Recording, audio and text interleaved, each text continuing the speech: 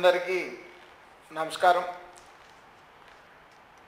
ప్రపంచం అంతా కోవిడ్-19 బారిన పడి గిజగిజ కొట్టుకుంటున్నటువంటి మాట మనందరికీ తెలిసిందే.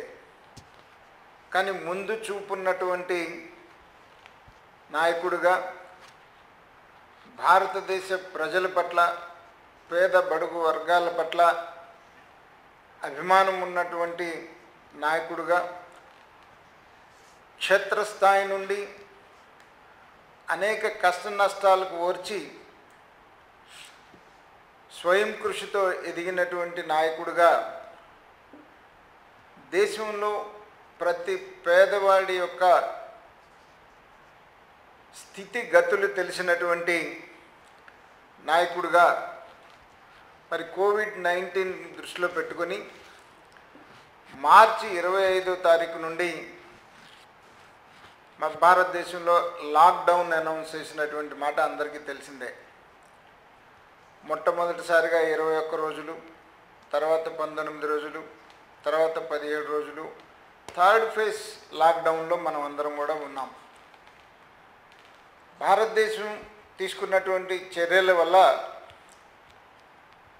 ప్రపంచ దేశాలన్నింటిలో కూడా చాలా ఫాస్ట్గా కరోనా డెవలప్ అయితే 130 కోట్ల జనాభా ఉన్నటువంటి మన భారతదేశం మరి దగ్గరగా 50 రోజులు అవుతున్నప్పటికీ మనం 70,000 చిల్లరలో 75,000కి కేసులకి రీచ్ అయి ఉన్నటువంటి పరిస్థితి మన ప్రధాని నరేంద్ర మోడీ గారు తీసుకున్నటువంటి టైంకి తీసుకున్నటువంటి నిర్ణయం వల్ల, ఈ లాక్డౌన్ వల్ల భారతదేశ ప్రజలందరూ కూడా ఒక డిసిప్లిన్తో మరి మోడీ గారు ఇచ్చినటువంటి పిలుపు మేరకు బతికుంటే బలిసాగు తినవచ్చు, ముందు బతికుందాం, తర్వాత భారతదేశ ఆర్థిక పరిస్థితి, సంపాదన ఇదంతా కూడా మనం తర్వాత చూసుకోవచ్చు అనేటువంటి ఒక నినాదంతో ఆయన చెప్పడం జరిగింది.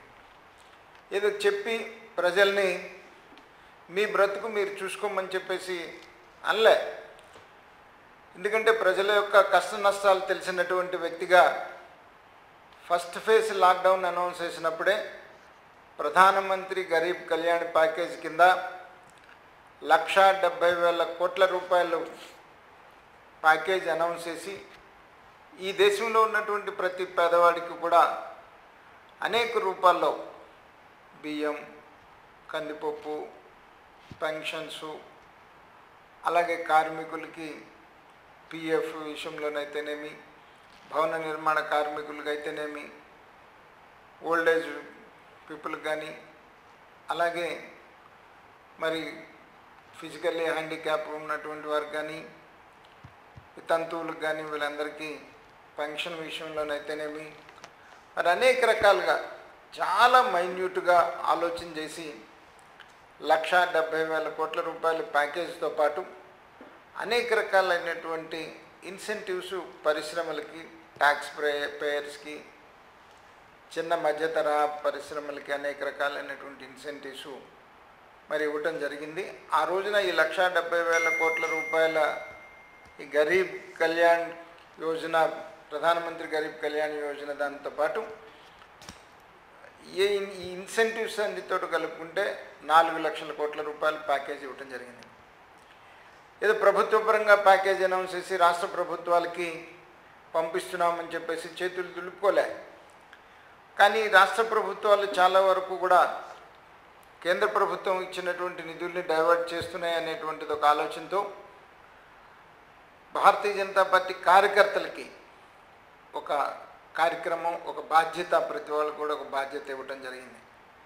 భారతదేశం మొత్తం మీద 5 కోట్ల మందికి పేదవాళ్ళకి మరి అన్నదానం చేయాల్సినటువంటి పరిస్థితి, ప్రతి కార్యకర్త 5గురికి భోజనం కల్పించాలని, అలాగే భోజనంతో పాటు మరి మోడీ కిట్ల పేరు మీద ప్రొవిజన్స్, కూరగాయలు అవన్నీ ఇచ్చేటువంటి కార్యక్రమాలు అయితేనే మరి ఏ పార్టీ, భారతదేశంలో ఏ పార్టీ కూడా మరి పేదవాళ్ళని అందుకున్నటువంటి పరిస్థితి కాదు. రాజకీయాలు చేసి ఓట్లు వేయించుకొని కొన్ని దశాబ్దాల పాటు దేశాన్ని పరిపాలించినటువంటి పార్టీలు కూడా మరి ఇళ్లలో కూర్చున్నటువంటి పరిస్థితులు అయితే ఒక భారతీయ జనతా పార్టీ కార్యకర్తలు శక్తికి మించి మరి ఈ కార్యక్రమాలు నీడ్ ద ఫీడ్ కార్యక్రమం కానీ మాస్క్ డిస్ట్రిబ్యూషన్ విషయంలోనైతేనేమి, అలాగే పిఎం మోడీ కేర్ విషయంలోనైతేనేమి, ఆయుష్ సూత్రాలు ప్రజలకి చెప్పేదాని విషయంలోనైతేనేమి, అభినందన పత్రాలు ఇచ్చేదాని విషయంలోనైతేనేమి మరి భారతీయ జనతా పార్టీ కార్యకర్తలు శక్తికి మించి ఈ ఆంధ్ర రాష్ట్రంలో మరి కార్యక్రమాలు చేశారు. దగ్గరగా 90 లక్షల మంది దాకా కూడా మరి ఈ పేద ప్రజలకి భోజన సౌకర్యం కల్పించినటువంటి పరిస్థితి మనం చూసాం. అలాగే ఇప్పుడు 4th ఫేజ్ లాక్డౌన్ ఉంటుంది అనేటువంటిది ప్రధానమంత్రి గారు నిన్న మాట్లాడుతూ ఒక ఇండికేషన్ ఇచ్చినటువంటి పరిస్థితి. ఇది నవభారత నిర్మాణం పేరుతో మరి స్వీయ ఆధారిత భారతంతో నిన్న 20 లక్షల కోట్ల రూపాయలు ప్యాకేజీని అనౌన్స్ చేయటం. ఇది ప్రధానంగా ఒక 5 మౌలిక సూత్రాల మీద ఆధారపడి ఉంటుందని చెప్పేసి economy, infrastructure, system, vibrant demography and demand. ఈ 5 మౌలిక సూత్రాల మీద ఆధారపడి ఉంటుంది అనేటువంటిది నిన్న ఆయన ఇచ్చినటువంటి ఇండికేషను. దాంట్లో భాగంగానే మరి ఆర్థిక శాఖ మంత్రి ఈ 20 లక్షల కోట్లకు సంబంధించినంత వరకు అనౌన్స్ చేస్తారు అని చెప్పడం. మరి ఈ రోజున మన ఆర్థిక శాఖ మంత్రి నిర్మలా సీతారామన్ గారు కొన్ని మాత్రమే చెప్పి రోజుకి కొన్ని స్కీములు అనౌన్స్ చేస్తామని చెప్పేసి చెప్పడం జరిగింది. ఇవాళ అనౌన్స్ చేయడంలో ప్రధానంగా చేసినటువంటి వాటిలో ప్రధానంగా మనకి ఎంఎస్ఎంఈలు, చిన్న మధ్య తరహా పరిశ్రమలకు సంబంధించి చాలా భారీ ఎత్తున ఇన్సెంటివ్స్, లిక్విడిటీ ఇవన్నీ కూడా అనౌన్స్ చేయడం జరిగింది. 3 లక్షల కోట్ల రూపాయల వరకు కూడా మరి ఎంఎస్ఎంఈలకి కొలెటరల్ సెక్యూరిటీ లేకుండా లోన్లు ఇచ్చేటువంటి కార్యక్రమాలు కానీ, తర్వాత 20,000 కోట్ల రూపాయలు సబార్డినేట్ డెట్ ఇచ్చేటువంటి ఎంఎస్ఎంఈలకి ఇచ్చేటువంటి పరిస్థితి కానీ, 50,000 కోట్ల రూపాయలు ఈక్విటీ ఇన్ఫ్యూజన్ విషయంలోనైతేనేమి, తర్వాత ఎంఎస్ఎంఈలకి అసలు డెఫినేషనే ఎప్పటి నుంచో కూడా మరి పెండింగ్లో ఉంది, డెఫినేషనే మరి మార్చినటువంటి పరిస్థితి కానీ, అలాగే మరి ఈ 200 కోట్ల రూపాయల వరకు కూడా గ్లోబల్ టెండర్స్ లేకుండా చేసిన దానివల్ల ఈ ప్రొక్యూర్మెంటు స్థానికంగా ఉన్నటువంటి మనం చిన్న పరిశ్రమలకి మెటీరియల్ సప్లై చేసేటువంటి అవకాశం ఉన్నటువంటి పరిస్థితి. మేక్ ఇన్ ఇండియాలో భాగంగా మరి మనం లోకల్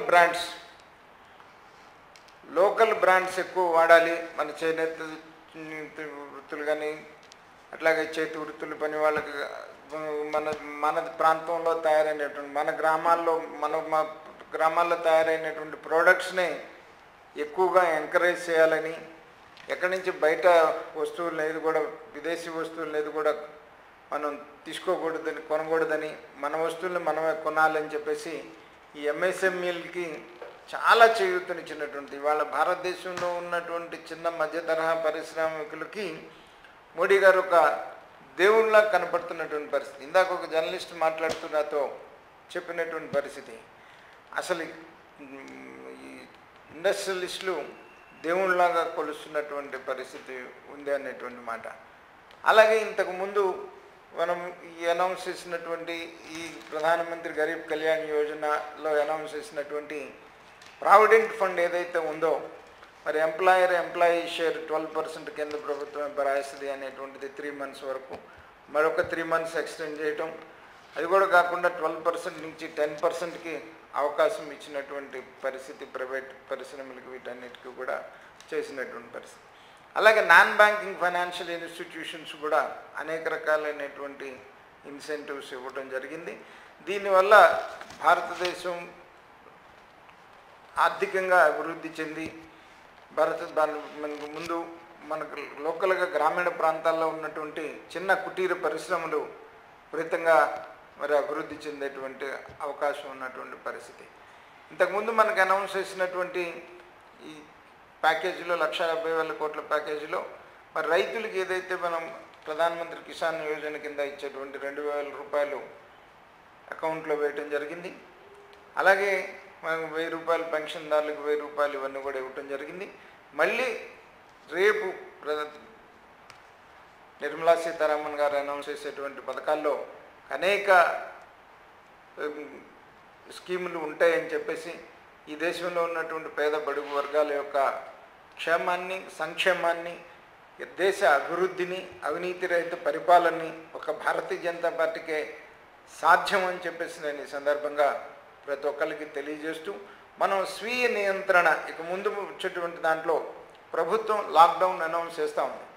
చాలా చోట్ల మనం చూస్తూ ఉన్నాం, చాలామంది చోట పోలీసులు అడ్డుకుంటున్నారని చేస్తున్నారనేటువంటి మాట. ఇది మన జీవితానికి సంబంధించినటువంటి విషయం, మన కుటుంబాలకు సంబంధించినటువంటి విషయం.